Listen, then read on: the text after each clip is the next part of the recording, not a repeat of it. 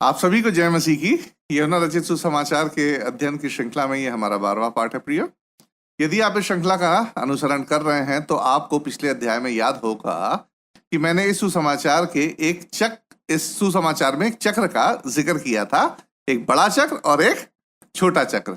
बड़े चक्र में जिसमें यीशु की सेवकाई और लोगों की विभिन्न प्रतिक्रियाओं को प्रियो बताया गया है, और छोटे चक्र में विभिन्न तरीके शामिल हैं जिसके माध्यम से यीशु ने अपनी सेवकाई के दौरान अपनी दिव्यता का प्रदर्शन किया था। जैसे वो क्या तरीके थे? गवाही, चमत्कार, शिक्षाएं आदि।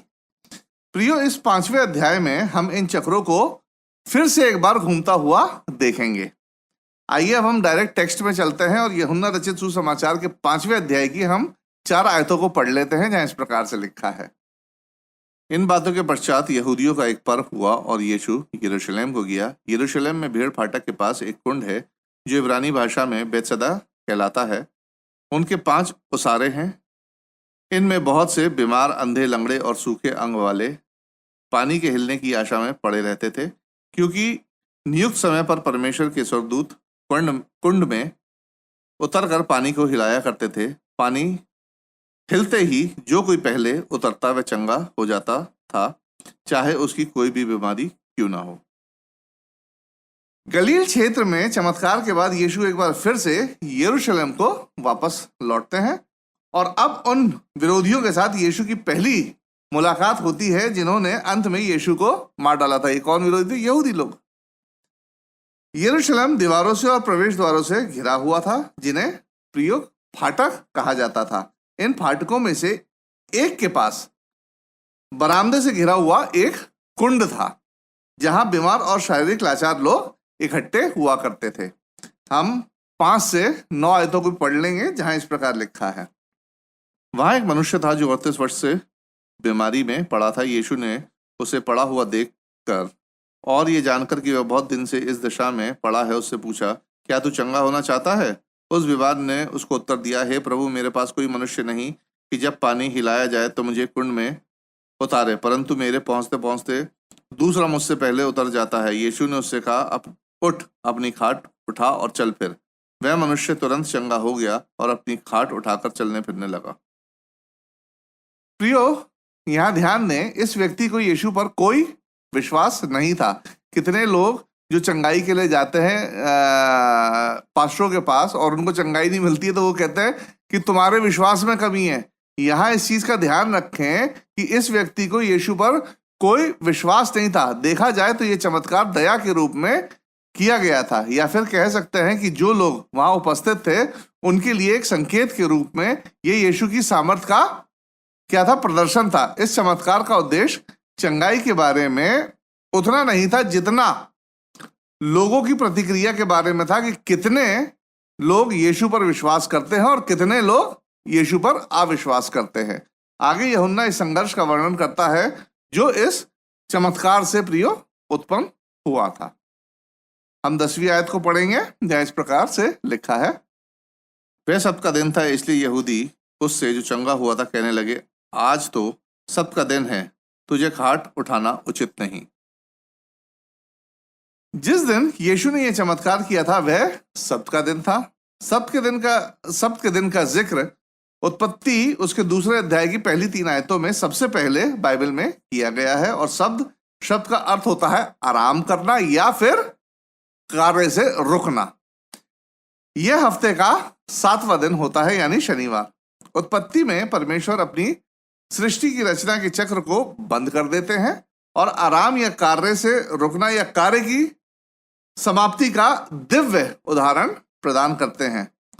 प्रियो, जरा सोचकर देखिए कि यदि परमेश्वर ऐसा नहीं करता, सब्त का दिन नहीं बनाता, आराम का दिन नहीं बनाता, तो मनुष्य लगातार मरने की कगार तक काम करता रहता, या फिर जो मालिक लोग हैं गुलामों से मरते दम तक काम कराते रहते। बाइबल की पहली 5 पुस्तकें, जिन्हें हम पेंटेट्यूक भी कहते हैं, इस बात का वर्णन करती हैं कि सब्त के दिन का कैसे उपयोग करना चाहिए, कैसे उपयोग नहीं करना चाहिए।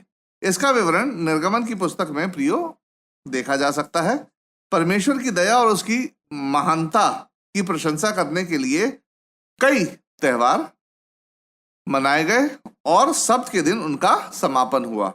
निर्गमन 34वां अध्याय में इसका जिक्र है। मंदिर के निर्माण और बाद में विभिन्न शहरों में सभा स्थलों की स्थापना के साथ सब्त का दिन मंदिर और आराधनालयों की गतिविधियों से जुड़ गया था। मतलब जो छोटे छोटे अलग अलग विभिन्न शहरों में आराधनालय खुले गए थे, जिन्हें हम सिनेगॉग्स भी कहते हैं, इनसे सब्त के दिन की गतिविधियां प्रिय जुड़ गई थी। आखिरकार सब्त के दिन का मतलब मंदिर और आराधनालय में आराधना और शिक्षण देना आदि हो गया था, जिसमें कोई भी कार्य करना वर्जित था। 4वीं शताब्दी ईसा पूर्व रब्बियों या शिक्षकों ने सब्त के दिन के कार्य के विचारों को प्रिय क्या कर दिया था, परिभाषित करना शुरू कर दिया था, और सब्त के दिन कार्य को लेकर उनकी परिभाषा लोगों के लिए एक बर्डनसम, बोझिल और बेतुकी सी हो गई थी। उस समय के यहूदी अगुओं ने सब्त के दिन करीब 39 प्रकार के कार्यों पर रोक लगा दी थी। जैसे सब्त के दिन व्यक्ति अपने घर से 1 मील से अधिक नहीं चल सकता था, अन्यथा सब्त के दिन वह कार्य में गिना जाता था। एक शास्त्री, स्क्राइब, जो लिखने वाला होता था, सब्त के दिन अपनी कलम नहीं ले जा सकता था, अन्यथा वे भी काम में गिना जाता था। इस प्रकार के कई और नियम जो थे इन रब्बियों ने और शिक्षकों ने लगा दिए थे। इस वर्णन से पता चलता है कि क्यों यहूदी मतलब फरीसी उस व्यक्ति से कह रहे थे कि वह सब्त के दिन अपनी खाट को उठाकर उचित काम नहीं कर रहा है, सही काम नहीं कर रहा है, यानी वह क्या कर रहा है, पाप कर रहा है, क्योंकि उनकी व्याख्या के अनुसार वह सब्त के दिन प्रिय क्या कर रहा था, काम कर रहा था। ध्यान दें कि यहूदियों ने वहां घटित हुए चमत्कार को, उस व्यक्ति की खुशी को और परमेश्वर की महिमा करने की स्वतंत्रता को पूरी तरीके से खारिज कर दिया था। उन्हें इस सब चीजों से कोई मतलब नहीं था। उन्हें तो जब बस मतलब किस चीज से था, वे बस इतना चाहते थे कि सब्त के दिन उनके पूर्वजों ने जो व्याख्या या परिभाषा लिखी थी उसका पालन किया जाए, बल्कि अच्छी चीजें जैसे चमत्कार, व्यक्ति की खुशी आदि उन्हें दिखाई नहीं दे रही थी। इन सारी चीजों से उन लोग को कोई मतलब नहीं था। हम 11वीं आयत को पढ़ेंगे, जहां इस प्रकार लिखा है, उसने उन्हें उत्तर दिया, जिसने मुझे चंगा किया उसी ने मुझसे कहा, अपनी खाट उठा और चल फिर। निसंदेह जहां तक चंगे हुए व्यक्ति का सवाल था प्रियो, उसके लिए एकमात्र जो चीज मायने रखती थी वह वो सामर्थी व्यक्ति। वो सामर्थी व्यक्ति कौन था? यीशु मसीह, जिसने उसे चंगा किया था। यानी व्यक्ति के कहने का तात्पर्य यह था, भाई मुझसे इस विषय में बात ना करो, भाई तुम मेरे से क्यों भिड़ रहे हो, उससे बात करो जिसने मुझे चंगा किया है।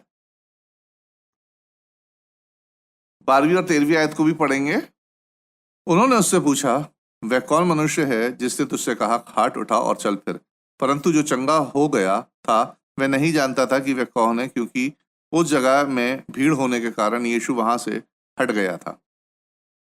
यहूदी जानना चाहते थे कि किस व्यक्ति ने उसे यह आदेश दिया कि अपनी खाट को उठाकर चल फिर।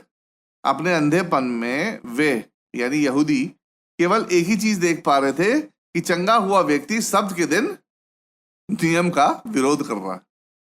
हम 14वीं और 15वीं आयत को भी पढ़ेंगे। इन बातों के बाद वह यीशु को मंदिर में मिला। यीशु ने उससे कहा, देख तू चंगा हो गया है, फिर से पाप मत करना, ऐसा ना हो कि इससे कोई भारी विपत्ति तुझ पर आ पड़े। उस मनुष्य ने जाकर यहूदियों से कह दिया कि जिसने मुझे चंगा किया वह यीशु है। अभी तक यीशु ने व्यक्ति को चंगा करके उसे शारीरिक स्वस्थ किया था, परंतु अब यीशु उस व्यक्ति के आत्मिक स्वास्थ्य से निपटते हैं कि अब फिर से पाप ना करना।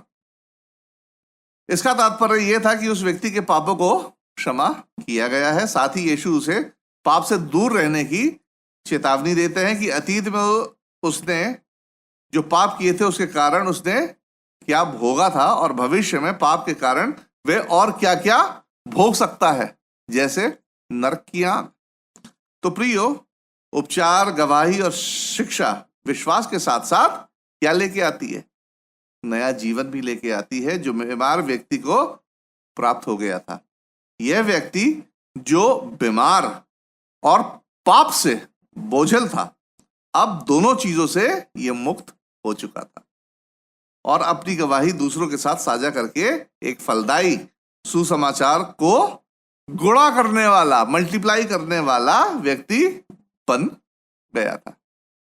अब तक हमने देखा कि बीमार व्यक्ति चंगा होने के बाद यीशु के लिए एक शक्तिशाली गवाही दे रहा था। यह न केवल यीशु की प्रसिद्धि, संपर्क और अधिक अनुयायी का माध्यम बना था, मतलब यीशु मसीह इससे प्रसिद्धि पा रहे थे जब वो गवाही दे रहा था और यीशु मसीह के फॉलोअर्स और बढ़ते जा रहे थे, परंतु यह एक चीज और थी। यह यीशु के विरोधियों के लिए गोला बारूद का भी कार्य कर रहा था। उसके विरोधी जो थे, ये सदूकी फरीसी, उनमें गोला बारूद भरता जाता, क्रोध भरता जा रहा था इन सब कार्यों को देख के। हम 16वीं आयत को पढ़ेंगे। इस कारण यहूदी यीशु को सताने लगे क्योंकि वे ऐसा काम सब्त दिन करता था। यहूदियों के प्रिय आरोप में सबसे स्पष्ट था जो उन्होंने बीमार व्यक्ति पर लगाया था कि यीशु ने सब्त के दिन कार्य किया और उसे अपवित्र करके परमेश्वर की आज्ञा का उल्लंघन किया है। 17वीं आयत जहां इस प्रकार लिखा है, इस पर यीशु ने उनसे कहा, मेरा पिता अब तक काम करता है और मैं भी काम करता हूं। इस आरोप पर यीशु उन्हें उत्तर देते हैं कि यदि वे उस पर, यानी किस पर, यीशु पर आरोप लगा रहे हैं तो वे परमेश्वर पर भी आरोप लगा रहे हैं। यीशु के कहने का तात्पर्य यहां कुछ इस प्रकार से था कि परमेश्वर कभी भी काम करना या अच्छा काम करना बंद नहीं करता है। मैंने जो कुछ भी इस व्यक्ति के लिए किया वह परमेश्वर की ओर से था।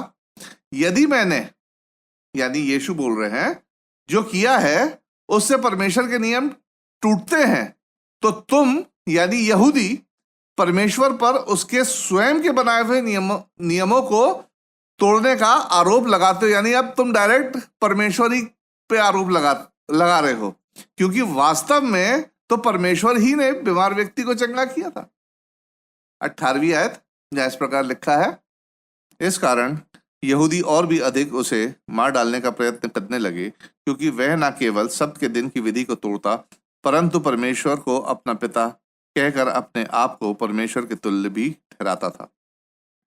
यहूदी अगुवे परेशान और अब क्रोधित हो रहे थे क्योंकि यीशु परमेश्वर के साथ अपने विशेष संबंधों का उजागर करा था, यानी पुत्र, परमेश्वर के पुत्र का उजागर या परमेश्वर की समानता का अब दावा कर रहा था।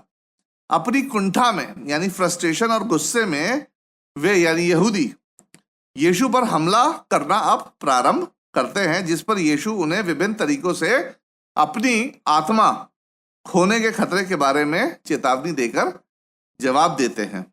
प्रियो, आइए हम यहां देख लेते हैं कि किन 6 तरीकों से मनुष्य अपनी आत्मा को खो सकता है। पहला तरीका, अनादर, डिसरिस्पेक्ट। हम पढ़ लेते हैं 19 से 23वीं आयत। इस पर यीशु ने उनसे कहा, मैं तुमसे सच सच कहता हूं, पुत्र आपसे कुछ नहीं कर सकता, केवल वह जो पिता को करते देखता है, क्योंकि जिन जिन कामों को वह करता है उन्हें पुत्र भी उसी रीति से करता है, क्योंकि पिता पुत्र से प्रीति रखता है और जो जो काम वह आप करता है वह सब उसे दिखाता है और वह इनसे भी बड़े काम उसे दिखाएगा, ताकि तुम अचंभा करो। जैसा पिता मरे हुए को उठाता और जिलाता है, वैसे ही पुत्र भी जिन्हें चाहता है उन्हें जिलाता है। पिता किसी का न्याय नहीं करता, परंतु न्याय करने का सब काम पुत्र को सौंप दिया है कि सब लोग जैसे पिता का आदर करते हैं वैसे ही पुत्र का भी आदर करें। जो पुत्र का आदर नहीं करता वह पिता का जिसने उसे भेजा है आदर नहीं करता। यहूदियों ने यीशु के कार्यों की निंदा की थी जिसके लिए यीशु को भेजा गया था। अब किस लिए भेजा गया था? अपने दिव्य स्वभाव के प्रदर्शन के लिए।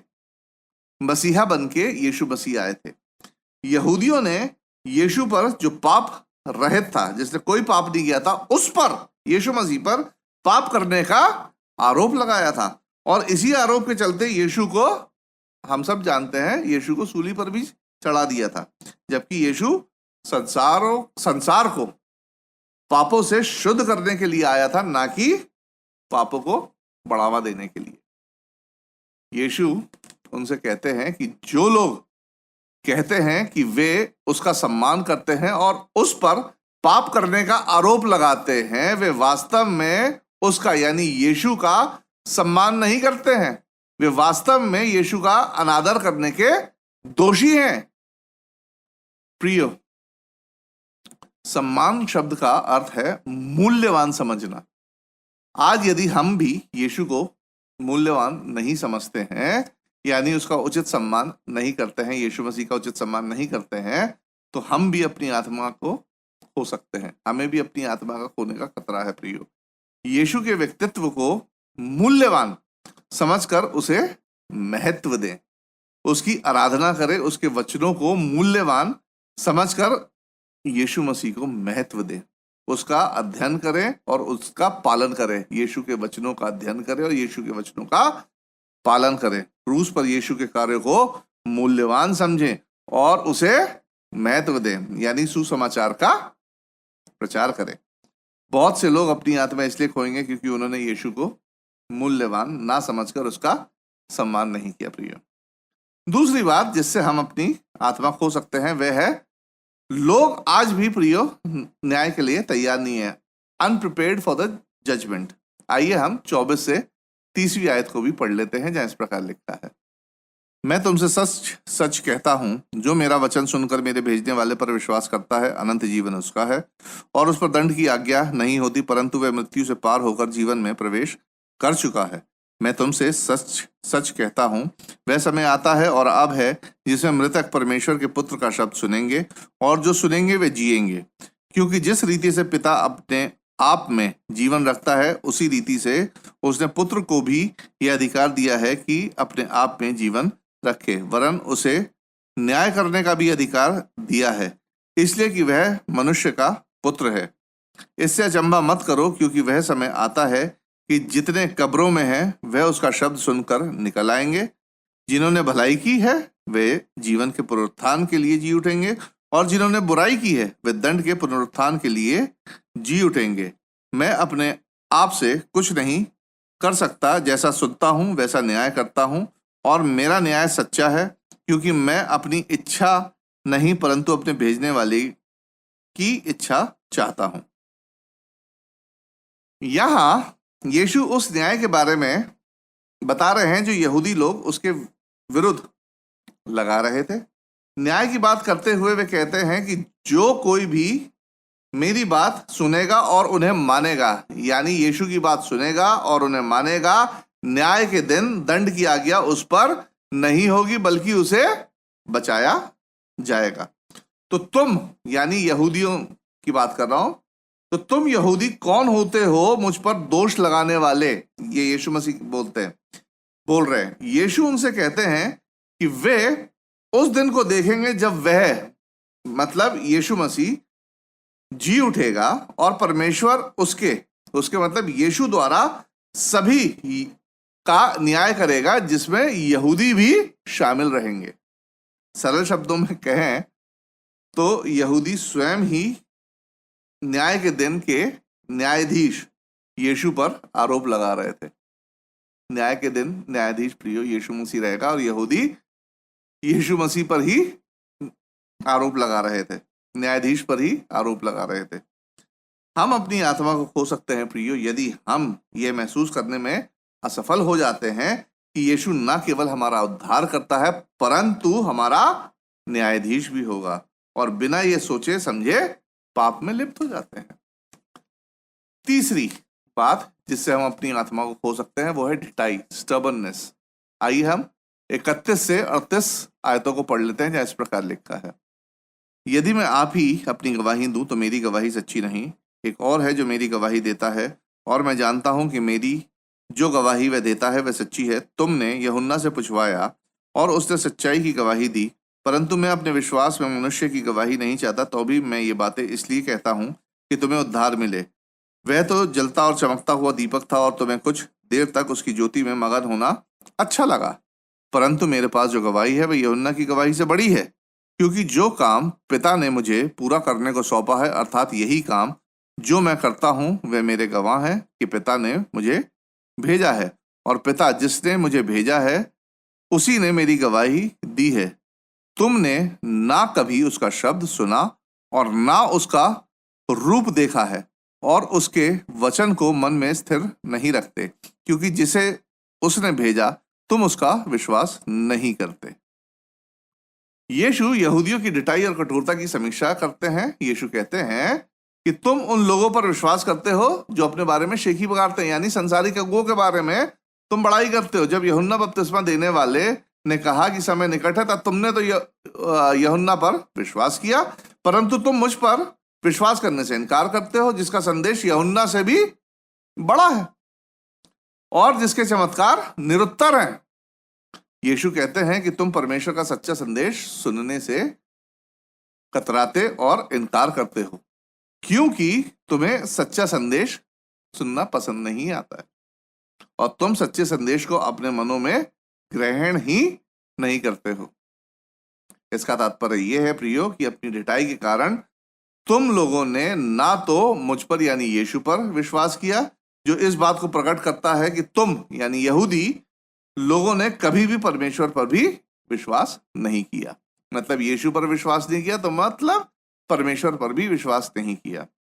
प्रियो, हम भी अपनी आत्मा को खो सकते हैं यदि हम परमेश्वर के सच्चे वचनों को सुनने से कतराते हैं और उनका इनकार करते हैं। हर बार वचन हमसे कहता है ऐसा करो, इस मार्ग पर चलो, ये आदतें, इस प्रकार का रवैया आदि छोड़ो, और हम सुनने के बाद भी अपनी ढिठाई के कारण अपने दिलों को कठोर कर लेते हैं और वचन पर ना चलकर उसका विरोध करते हैं। इस कठोर और ढीठ हृदय ही बिना अपराध बोध के, बिना सोचे समझे हमें पाप करने की अनुमति देता है।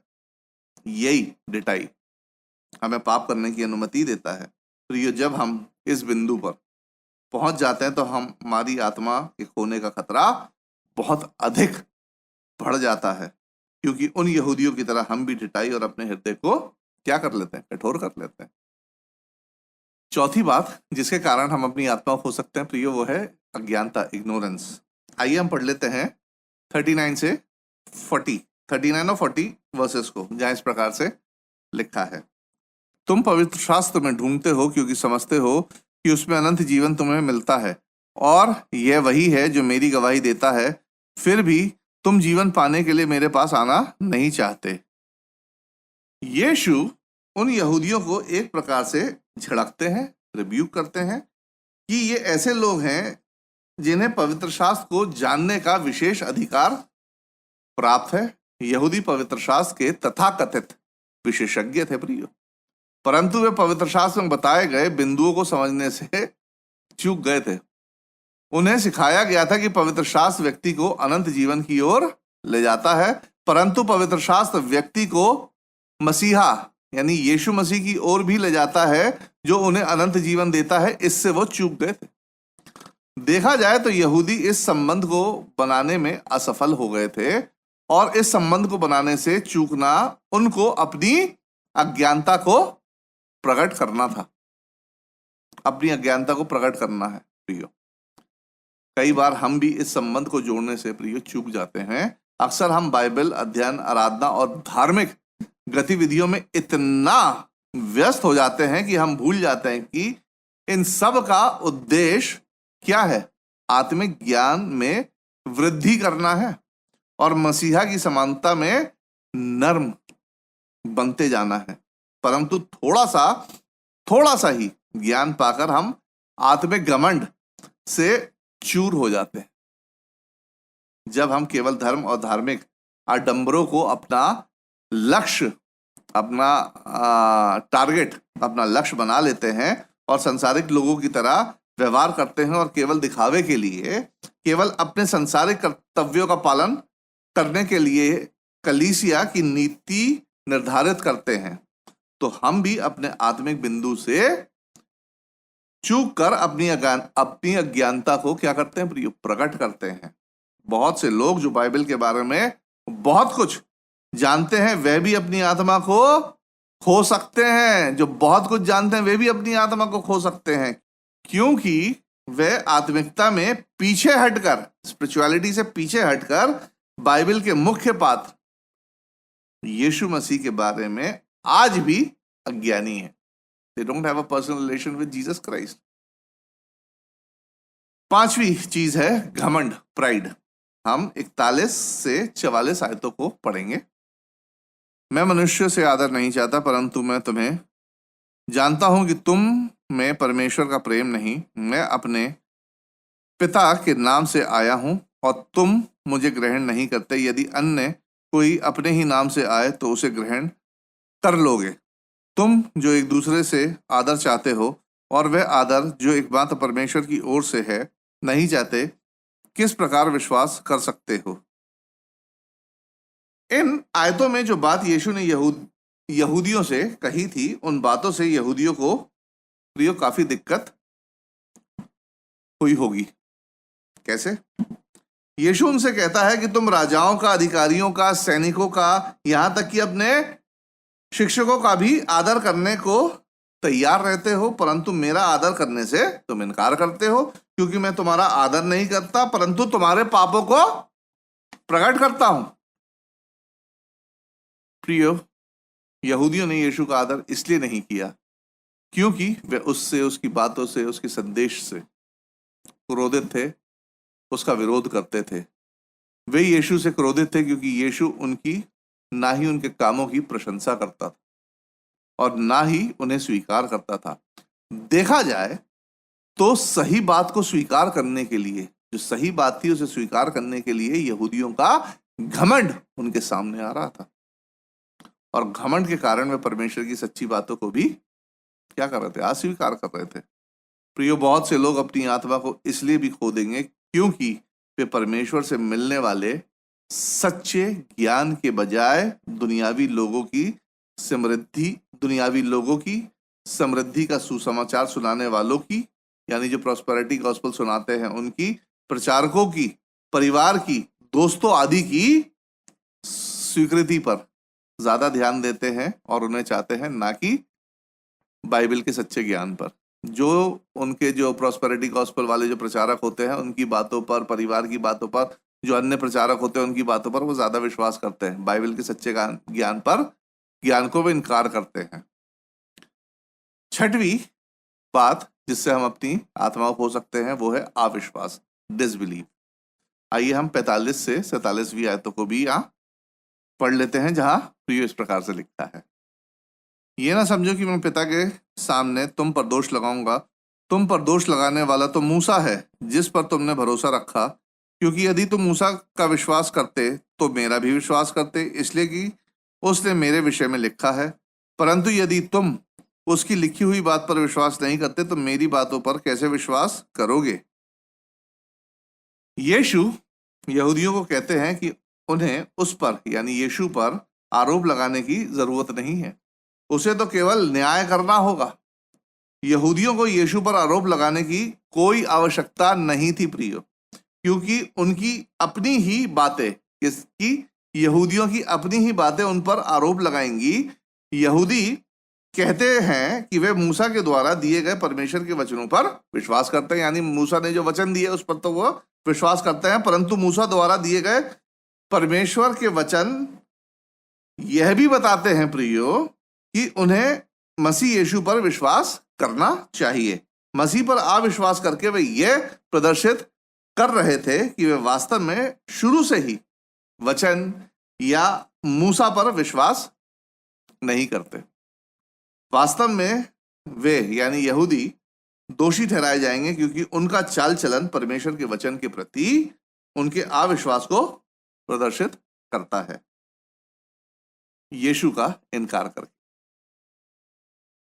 प्रियो, बहुत से लोगों के पास बाइबल है या वे बाइबल के बारे में जानते हैं, यहां तक कि बचपन से आज तक कई हमारे मसीह भाई बहन लोग कई संदेशों को, कई प्रचारकों को सुन चुके होंगे और आगे भी सुनते रहेंगे, परंतु बचने के लिए बाइबल के प्रति केवल 2 बुनियादी प्रतिक्रियाओं की जरूरत होती है, और वो क्या है? पहली, परमेश्वर का वचन जो कहता है, जैसा कहता है उसे सत्य माने और परमेश्वर के वचन का पालन करे। यही 2 बुनियादी बातें हैं।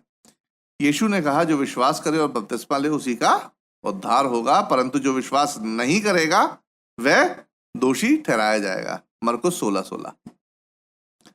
कुछ लोग अपनी आत्मा इसलिए खो बैठेंगे प्रियो, क्योंकि वे जानते और समझते हैं कि बाइबल क्या कहती है, परंतु वचन के प्रति उनका आज्ञा उल्लंघन यह दर्शाता है कि वे वास्तव में वचन पर विश्वास नहीं करते, यीशु मसीह को मूल्यवान नहीं समझते हैं, यीशु मसीह के वचनों का इनकार करते हैं और यीशु मसीह के वचनों पर नहीं चलते।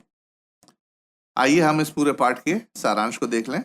यहूदी लोगों ने यीशु पर पाप करने का आरोप लगाया था। इस पर यीशु ने जवाब देते हैं कि परमेश्वर ने ही उन्हें सब मनुष्यों का न्यायाधीश बनाया है और उसकी यानी यीशु मसीह की गवाही, शिक्षाएं और चमत्कार इस बात का प्रमाण है कि ये बातें सच है। यीशु मसीह ही आने वाला मसीहा था और दिव्य मसीहा है।